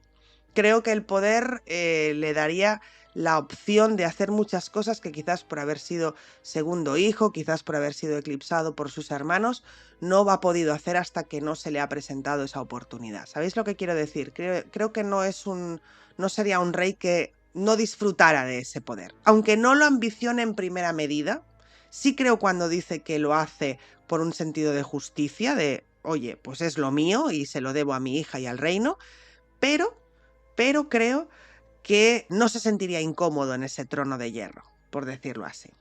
Además sabemos que la evolución de Stannis va a ir por ciertos derroteros, donde de repente quizá la familia ya no le va a importar tanto. Quizá la familia no va a ser su prioridad, ¿no? Y quizás el poder o el reino va a estar por encima, no lo sé. Entonces, honestamente, chicos, os pregunto esto porque es verdad que aunque Martin aquí nos presenta, como decía al principio, esa cara amable de Stannis, esa cara de no ambicionar, esa cara de no, todo lo hago por justicia, por ley, es cierto que tiene planes, tiene ideas, tiene sueños y creo que es eso, ¿no? Se sentiría cómodo por el poder, por el motivo que sea, ¿no? Daddy issues, como decía Berta, o brother issues, no lo sé, pero creo que se sentiría cómodo con ese poder y con ese trono de hierro. Sí, al final no considero que sea incompatible. Creo que cuando él habla de que él no quiere esa responsabilidad o que él nunca pidió esta responsabilidad, creo que lo dice con honestidad. Es decir, incluso cuando lo reduce a ¿por qué lo querrían mis hermanos si esto es un Cristo, ¿no? Creo que habla con sinceridad de Stannis, pero por su fuerte sentido de la legalidad y ¿no? Toda esta rectitud de la que hablamos siempre, es como que se fuerza a sí mismo a querer este trono, ¿no? Y creo que eso no es incompatible al mismo tiempo con tener su propia visión de cómo debería ser ese reino que le ha tocado, ¿no? Como quien dice, que no es que él aspire a sin ninguna base, sino que él le ha tocado, pero aún así tiene su propia visión, que es ese discurso que honestamente es a nivel político es maravilloso, ¿no? Ese discurso de, creo que dice algo como mi reino y herencia mi poniente, ¿no? Lo que dijo Aegon hace 300 años es cuando estaba donde estamos nosotros. Es decir, ese poniente que debe funcionar como uno solo bajo el mandato de un único rey, ¿no? Y Davos refuerza esa idea de un solo rey es la paz, ¿no? Y esa idea de reinado, así como su idea de su propia forma de monarquía, ¿no? Con esa justicia tan estricta de la que él habla, ¿no? De todo hombre cosechará lo que ha sembrado y a más que uno perderá más que las falanges, ¿no? Como perdiste tú, Davos. Básicamente nos está hablando de cuál sería o cuál hubiese sido su modelo de reinado, ¿no? De un poniente unificado, no pactar nunca, ni muchísimo menos con los que él llama usurpadores, como por ejemplo Robb Stark, que por ejemplo, si lo vemos desde el punto de vista de Robb Stark, vemos un Robb Stark dispuesto a negociar, ¿no? Esa independencia del norte y todos esos preceptos de su causa con el rey Stannis. Ahora, viéndolo desde este lado, sabemos que Stannis nunca habría aceptado esos preceptos en tanto en cuanto su visión del reino es este reino único en el que no se aceptarían estas divisiones, ¿no? Entonces, vemos su forma de reinar con esa rectitud y esa justicia extrema, vemos su visión de poniente y vemos su visión de cómo se ha llegado a este punto, que yo creo que es compatible, ¿no? Podemos analizar si parte de su foro interno pues sí quiere reinar. Yo diría que sí también, es decir, es ok, me ha tocado esta tarea que es un coñazo increíble y nunca la he pedido, pero al mismo tiempo pues voy a hacer lo que pueda para aplicar mi visión. Creo que se puede entender así. Y el discurso es, digamos, dentro de sus ideas, que podemos estar más o menos de acuerdo con Stannis, el discurso en sí es impecable, ¿no? Eso, yendo de la mano del nombramiento de Davos, con esa sinceridad, con ese, si nadie te hace caso porque eres un vasallo y nadie cumple la ley del rey, pues entonces habrá otros señores, ¿no? Ese vamos juntos hasta el final, Davos de la manito, porque así lo digo yo, porque soy el rey, ¿no? Entonces, el discurso es maravilloso. Entiendo que cale tanto a nivel incluso eso político entre el fandom, ¿no? Que existe, bueno, pues por buena parte del fandom esta adoración a Stannis. Yo no la comparto, pero sí que entiendo cómo se llega a eso, ¿no? Cómo se llega a, no sé si empatizar o comprender como mínimo el discurso que lleva a cabo. Y has mencionado tú ahora, Bea, que eso podría cambiar en el futuro, ¿no? Porque tenemos esa idea de, bueno, ese spoiler o casi spoiler que se nos dio de que Stannis sería partícipe, quizá no en idea o en ejecución, pero bueno, que Stannis sería partícipe de esa quema de su propia hija, de Shireen, ¿no? De ese, bueno, de ese sacrificio, podemos suponer que será un sacrificio para su causa, y que va un poquito en contra de todo lo que reza en este capítulo, que es ese yo elegí, ¿no? Ahora hablaremos, ¿no? Pero yo elegí a mi hermano, elegí la sangre por sobre el deber, y digamos esa insistencia de mi hija es mi heredera, mi hija la protejo, ¿no? Es mi familia, etcétera, que eso podría cambiar en el futuro. Y estoy de acuerdo, quizá todo esto sea un presagio, ¿no? De todo lo que va a cambiar en el futuro. Quizá tras ciertas derrotas o viéndose en una circunstancia ya extrema como podría ser pues la llegada de los otros o un ataque al muro o lo que sea, un ataque al norte donde está Stannis, pues él se ve en la tesitura de que Melisandre le presione, ¿no? Con esas profecías con para ser Azor Ahai tienes que sacrificar a tu ser más querido, a tu Nisa, etc. Y él se ve en esa tesitura de volver a replantearse esta decisión que él tiene tan presente, que hizo en su día de Robert o Aerys, y en este caso sería su hija o el reino, ¿no? O salvar al reino. Y quizá pues arrepentido o no arrepentido sobre lo que hizo con Robert, yo creo que ahora mismo en este punto de la historia no está arrepentido, pero quizá tome una decisión diferente en el futuro, ¿no? Quizá veamos un Stannis que se replantee si hizo lo correcto cuando siguió a Robert y no el deber, y veremos un Stannis que, llevado por el fanatismo fundamentalista de Melisandre, tome la decisión que yo personalmente considero moralmente equivocada de el reino por sobre la sangre o por sobre la familia, ¿no? La decisión, digamos, contraria a la que toma Ned Stark. Es posible que ese sea, ¿no? El motor que lleve a Stannis a tomar esa decisión tan complicada y tan moralmente cuestionable, precisamente por todo este background que tiene, ¿no? De que ya le pesó una decisión como la de Robert y Aerys, pues cuanto más cuando él creerá que la humanidad está en sus manos, ¿no? Al final, todo esto de Edric no deja también de ser un presagio, creo yo, sobre lo que veremos con Shireen, ¿no? Estas frases que tiene Melisandre de ¿y qué, no? ¿Y qué vale la vida de un niño en contra de todos los niños de Poniente, ¿no? Esto es una mínima parte de lo que yo creo que se va a ver o a magnificar cuando toque lo de Shireen, ¿no? Melisandre estará full, vamos a morir todos si no sacrificas a tu hija ya, ¿no?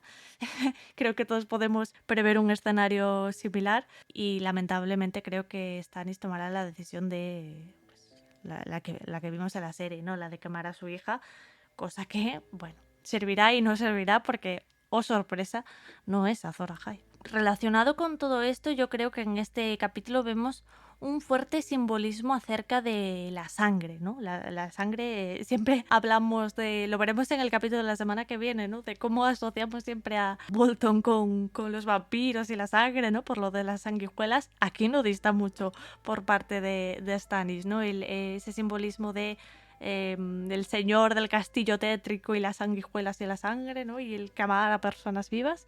Tiene un poquito todo ese imaginario también Stannis. Y aquí yo creo que el poder de la sangre en este capítulo va en un doble sentido, ¿no? Primero tenemos ese doble sentido emocional del que hablaba ahora, ¿no? El elegir la familia sobre el honor o la familia sobre el deber.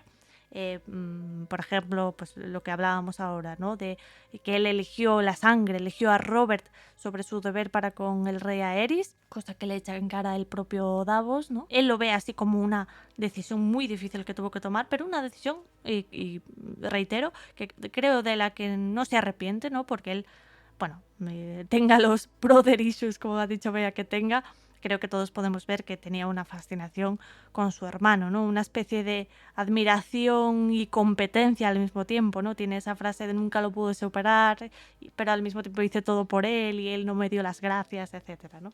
Es esa, sí, un poquito esos daddy issues que tiene con Robert, que al final Robert era como una especie de figura paterna para sus hermanos, ¿no? Desde la muerte de sus padres. Y vemos esa, ¿no? Él siempre elegía a Robert, puse a Robert como prioridad, aunque él no me pusiese a mí incluso por encima de mi deber, un deber al que yo, ¿no? El deber, digamos que es uno de los principios éticos más fuertes en Stannis, pues él sobrepuso a eso el apoyar a su hermano, cosa que no sucede quizás igual con, bueno, cuando habla de Renly, ¿no? Aquí vemos a Stannis dividido. Yo no sé si está en negación, yo no sé si quiere mentir de forma directa, pero vemos a un Stannis que reniega de lo que pasó a su hermano, ¿no? No, Melisandre no hizo nada, yo no tuve nada que ver, estábamos aquí, estábamos lejos los dos cuando todo eso pasó. Bueno, y luego 2 horitos después, 2 frases más tarde, literalmente confiesa, ¿no? Y dice, cuando sueño puedo ver cómo le brota la sangre de la garganta, algo que él no podría saber o no podría haber visto, de no ser porque su sombra fue la que le mató, ¿no? Entonces parece que eso se ha quedado como impregnado en él de alguna forma. Y aquí el debate ya lo tuvimos en el pasado. Creo que el debate se mantiene sobre si él es plenamente consciente de lo que hizo o no, o si él lo fue en algún momento, luego entró en negación y Melisandre le dijo, no, pero si nosotros no fuimos, Stannis, si tú y yo estábamos, ¿no? Si esto puede ser quizás un discurso heredado de Melisandre o no.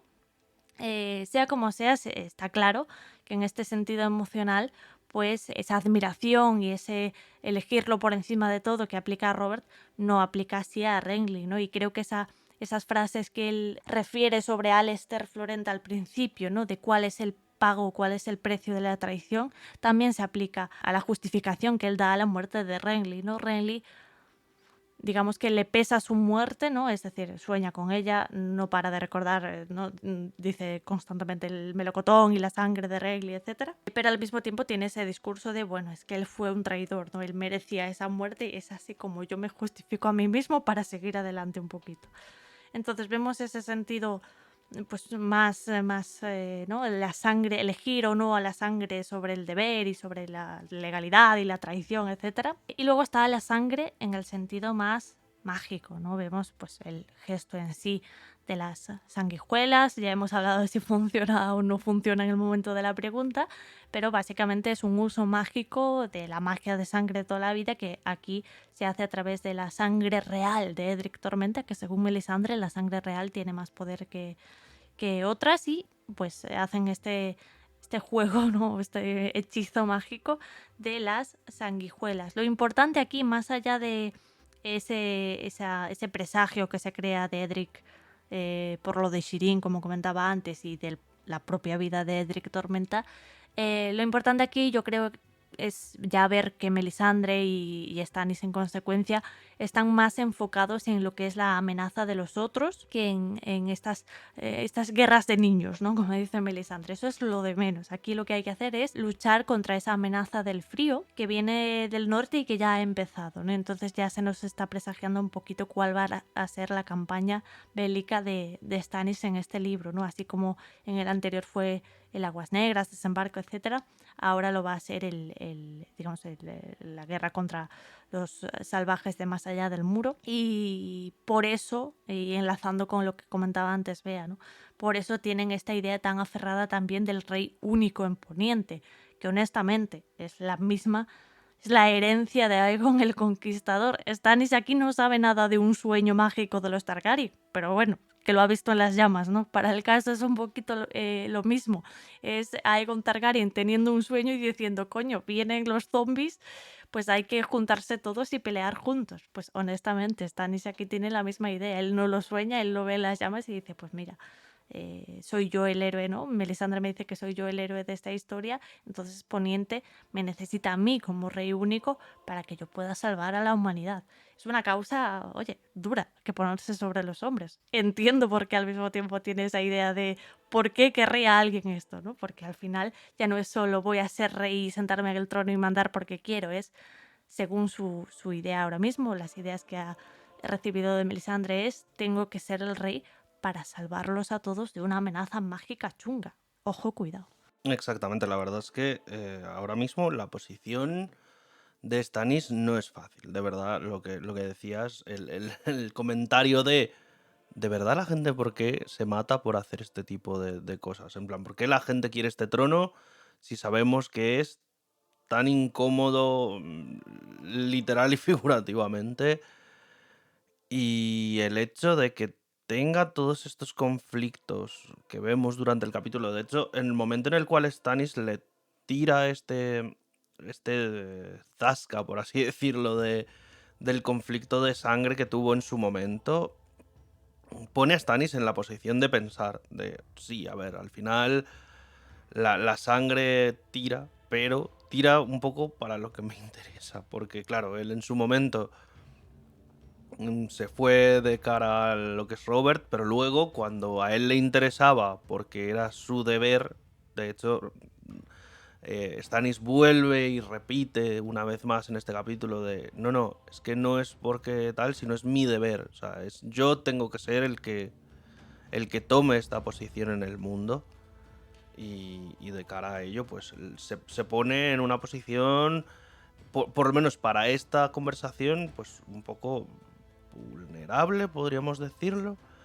Y en cuanto a lo que es el sentido mágico de todo esto del poder de la sangre que nos plantea el capítulo, por lo menos lo que decíamos, nos muestra esta cara de Stannis podría haber cedido a las exigencias de Melisandre y que hubiera dicho, mira, si lo que necesitas es sangre de rey, vamos a asegurarnos de que se cumple sí o sí y tú ve y quema a este pobre chaval, a este pobre niño, que ya muy bien lo has dejado tú planteado. Sabemos que más adelante lo hará y que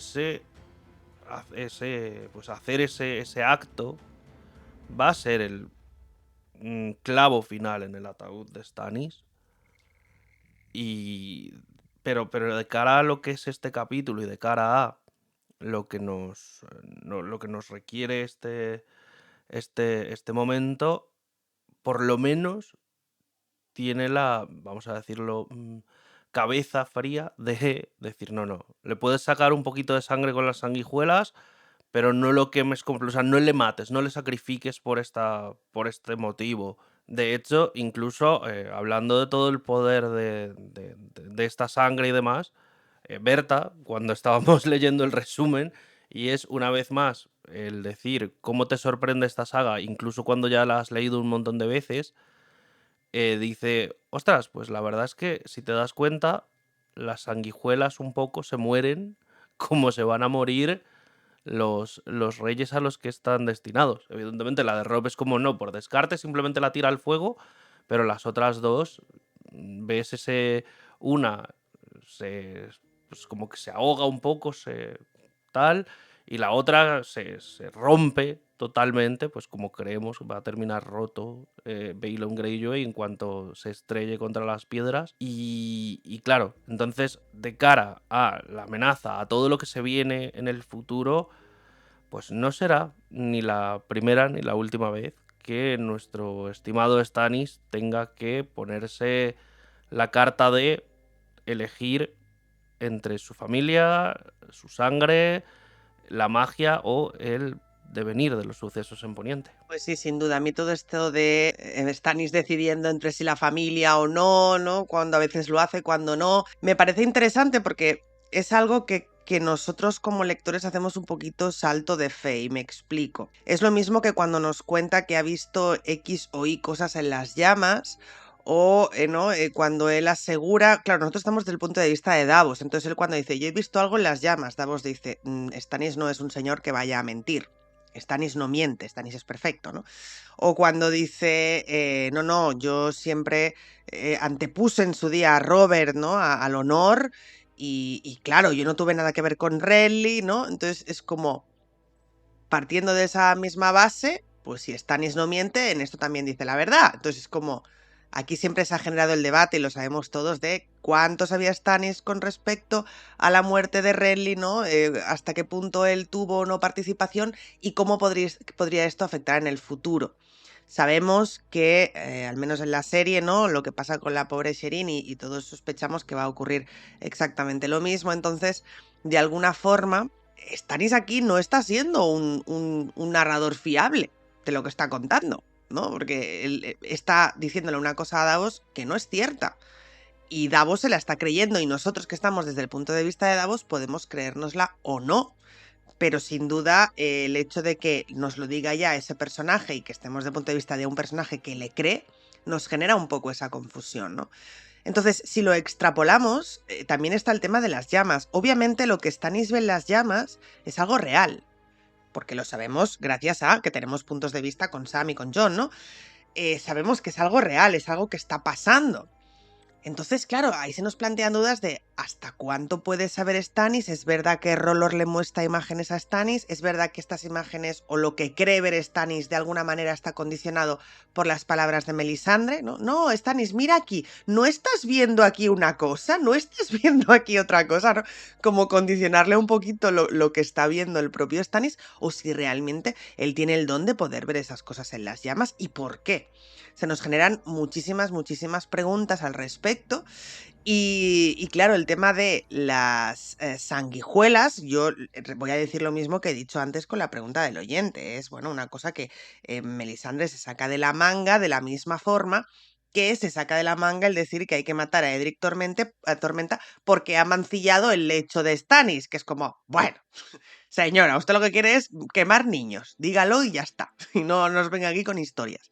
Pero por otro lado, y aquí Santi tiene mucha razón cuando Berta ha hecho esta reflexión off micro de cómo mueren las sanguijuelas, que tiene que haber un poder más allá. O sea, claro que Martin lo puede disfrazar de una casualidad, ¿no? Vaya, la primera sanguijuela que va destinada a Joffrey muere retorciéndose, ¿no? La segunda muere abierta, tal, y dejando escapar la sangre. Quizás simplemente es un guiño del autor, ¿no? Que solo los más avispados, como Berta, pueden ver, ¿no? Pero quizás sí que hay un ente más allá, ¿no? Una invocación de esas sanguijuelas, al menos en la forma de morir. Yo sigo manteniendo que si Rolor quiere matar a estos señores, si Rolor realmente existe y quiere matar a estos señores, no necesita que nadie le haga un sacrificio ni de sanguijuelas ni de personas. Pero sí creo que igual el propio Rolor con esas sanguijuelas dice, pues esto lo voy a hacer así, y esto lo voy a hacer así. Y no lo sé. A mí siempre la figura de Rolor me ha parecido muy enigmática y esa magia o ese poder que desprende. Creo que no es del todo falso, pero tampoco sé si es del todo verdadero. Tengo muchísimas dudas al respecto de toda la magia que desprende el Rolor, así como no la tengo de, obviamente, de los dragones o de los wargos o de sí, o incluso de los otros, obviamente, porque los hemos visto, pero sí tengo dudas sobre Rolor sin pensar que llegue a ser un dios fake, como los 7 dioses, que sí que creo que son dioses fake, ¿no? Sea como sea, sin duda es que Martin haya decidido poner a un personaje como Stannis a la cabeza de esto, acompañado de un personaje como Melisandre, que es una mística, tampoco me hace dudar el hecho de que muchos de sus vasallos estén levantando una ceja, ¿vale? Porque claro, no es que la verdadera guerra se viene ahora, las huestes del Gran Otro se están movilizando y yo, como rey elegido por Rolor, voy a ponerme una corona con llamitas y una espada que hace pin y voy a cargarme a todas las huestes del infierno. A ver, claro, quiero decirte, yo entiendo que los vasallos digan, a ver, yo por lealtad, por la lealtad que tengo hacia la casa Baratheon, por la lealtad que pueda tener hacia este mi rey, voy a luchar hasta cierto punto. Y luego, viendo que este señor, incluso después de la derrota, sigue con sus mandangas de secta, pues igual me piro. ¿Sabéis lo que os quiero decir? Es como, puedo llegar a entender que los vasallos llega un momento que digan, bueno, me voy a ir de aquí. Porque el otro es un tarao, el rey Joffrey, pero al menos no me está hablando aquí de, pues eso, ¿no? Ponerme una coronita, un gorrito de papel de plata y una espada que saca fuego y decir que es Azor Ahai no me sale la palabra, Azor Ahai renacido y que se va a dedicar a vencer a las huestes del mal. Y para hacerlo tiene que quemar personas, incluidos mis hermanos, mis padres y tal, y yo tengo que verlo todo muy bien. No difiere mucho de lo que hacía Eris, vamos a ser honestos. Las cosas como son. No difiere mucho de lo que hacía Eris quemando a los Stark y todo lo demás, ¿no? Quemó a mi hermano. Ah, pues muy bien todo. Uy, encima me abandona. Vaya, de verdad, esta gente es un poquito... A ver, caballero.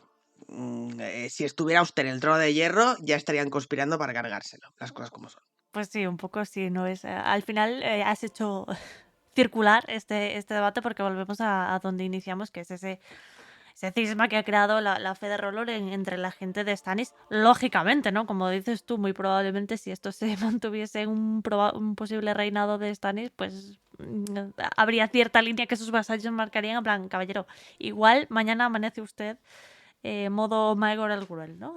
Clavado en el trono de hierro. Pero no será el caso. Como vemos, la causa de Stannis va a dar un giro hacia el norte y no hacia el sur. Esa es la causa que tanto él como Melisandre han visto en las llamas y que nosotros mismos presenciaremos bueno, todavía falta un rato, ¿no? Hasta que veamos la llegada de Stannis al norte del muro, ¿no? Esa llegada tan épica. Vamos ahora a la sección de presagio o teoría, en la que vamos a hablar de una espada mítica, no sé ni si llamarlo espada, de la que ya hemos hablado en otras ocasiones, pero es que visto lo visto en este capítulo, pues tenemos que volver a hablar, volver a traer a Azor Ahai a la palestra. En este capítulo Martin nos deja muy en claro, por si alguien no se había dado cuenta, gente en la sala, que Stannis no es Azor Ahai y su espada no es dueña de luz. De hecho, también el maestre Aemond en su momento pensó en plan de, pero la espada no quemaba la funda, no tal, no daba calor, lo va a pensar más adelante. En cuanto a esto, hay una frase, pues un pasaje del capítulo que es muy disidente, en el cual nos ponen Davos se arrodilló y Stannis desenvainó la espada larga. Era dueña de luz. Aquel nombre le había puesto Melisandre. La espada roja de los héroes, forjada en los fuegos en los que se había consumido los 7 dioses. Pero cuando Stannis tocó con ella el hombro de Davos, el tacto fue igual al de cualquier otra espada. Aquí es Martin dándonos muy de frente a entender de que esta espada se debería sentir mínimamente distinta, ¿no? O sea, debería tener algún tipo de, si ya no calor, algún tipo de halo de energía, alguna cosa así, para marcarla como una espada diferente. Entonces, realmente, lo que voy a plantearos hoy, compañeras, es si realmente existe una dueña de luz. O sea, sabemos de que en su momento, cuando se creó toda la leyenda de Azor Ahai y demás, nos hablaban de esta espada que tuvo que reforjar varias veces y que cada vez que la templaba, pues se dañaba hasta el momento en el cual, sabemos todos, le atravesó con ella el corazón a Sunis Anisa y ya pues adquirió el poder como tal de dueña de luz. Entonces, ¿es esta espada realmente, o sea, un objeto tangible en la actualidad de la saga? ¿Es algo más metafórico? Y en caso de que, como todos creemos, Jon vaya a ser el Azor Ahai de estos tiempos, ¿cuál sería como tal su dueña de luz? ¿Cuál sería esa espada con la cual él podría pues, destacar de los demás y que sea la espada pues, que le dé ese poder para poder derrotar a las fuerzas de los otros? En este caso, por lo menos desde mi opinión, y he estado leyendo varias teorías, como siempre en este fandom hay muchísimas, hay gente que dice que el Lord Comandante le dijo a Sam que le dieran la espada, o sea, que le dijeran a Jorah que se fuera al muro y entonces Jon le va a dar la espada, que le va a dar garra a Jorah, cosa que no creo que pase, que Albor entonces sería la espada que podría ser dueña de luz. Recordemos, había ciertas descripciones de libros anteriores que decían que Daenerys iba a ir a Campo Estrella y demás. Imagínate que en ese caso le dieran la espada a Daenerys y tenemos una Azor Ahai Daenerys con una espada impresionante como es Albor, que no es de acero valirio, pero sale de un meteorito, cosa igual de impresionante. Yo lo llevo pensando un rato y yo creo que John Nieve va a seguir teniendo a Garra. No veo el por qué vaya a cambiar esto, pero es que en la actualidad de la saga no creo que Dueña de Luz vaya a ser como tal una espada. Y la teoría que he decidido abrazar yo es que puede ser el fuego como tal de los dragones. Recordemos que si algo va a tener Jon que le va a dar diferencia a lo que pasó antiguamente con los otros, es que en este caso la magia ha vuelto con el resurgimiento de los dragones. Y por lo que nos dijo la serie Juego de Tronos y por lo que creemos muchos aquí, Jon va a montar en algún momento un dragón. Entonces, sabemos que evidentemente no va a aparecer un rey de la noche, porque va a empezar hasta el momento en la serie, en la saga como tal de libros, esa figura no existe, por lo tanto tampoco va a existir el hecho de que Arya Stark le mate. Además, porque eso ya lo dijeron Benioff y Weiss en plan de, sí, esto se nos ocurrió un martes por la tarde y fue como, bueno, vamos a meterlo.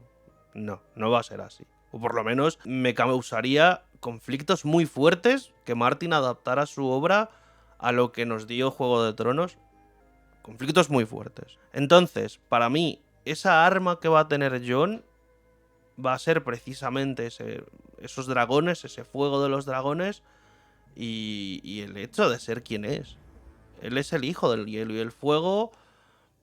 Entonces, suya es la canción y así nos tendrá que salir Azor Ahai. O sea, este señor está destinado a ser la persona que se enfrente, pero ya teniendo una espada de acero valirio que para Poniente y para la saga son espadas especiales. Si a eso le damos el hecho de que tenga el poder y la magia del fuego de un dragón, ¿qué mejor calor para una dueña de luz que el fuego de un dragón? Pero vosotras, compañeras, ¿qué pensáis? Y evidentemente también la gente que nos escucha, porque como todo en este fandom, no hay respuestas incorrectas hasta que Martin no nos dé una respuesta canónica. Así que dejadnos en comentarios para vosotros qué o quién puede ser la dueña de luz de nuestra Azor Ahai. Es que esta es teoría vieja, pero vieja, de más vieja que todos nosotros, probablemente. El caso es que al final es lo que dice Santi. A lo de dueña de luz no tenemos una respuesta, digamos, consenso general, ni siquiera entre los lectores, porque es una cuestión todavía muy vaga, ¿no? O difícil de descifrar. Es decir, ya se generan debates sobre quién es Azor Ahai, que más o menos podemos ceñirnos a dos, te iba a decir tres, pero bueno, dos candidatos principales.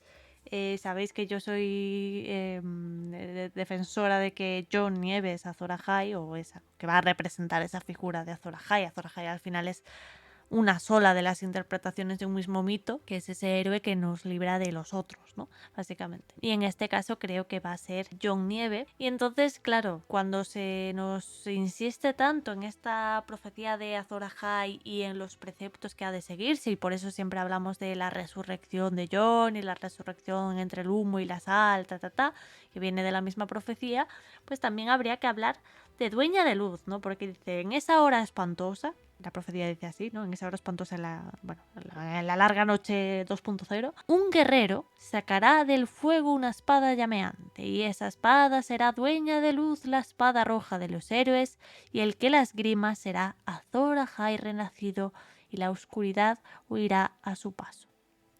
Es como, claro, en una interpretación literal, interpretamos que dueña de luz es una espada, ¿no? También se nos dice en otras citas que es una espada hecha de fuego, que es ahí donde entran todas esas teorías como la que ha afirmado Santi, de que son los dragones. Los dragones al final son fuego hecho carne, se nos dice muchas veces, y dueña de luz es una espada de fuego, hecha de fuego. Y luego está la leyenda en sí de la forja de dueña de luz, que es toda esa leyenda de Nisa Nisa, ¿no? Que ese señor estaba ahí martilleando 3 espadas no le daba y decía, no, esta todavía no. La clavó en el león, pues tampoco.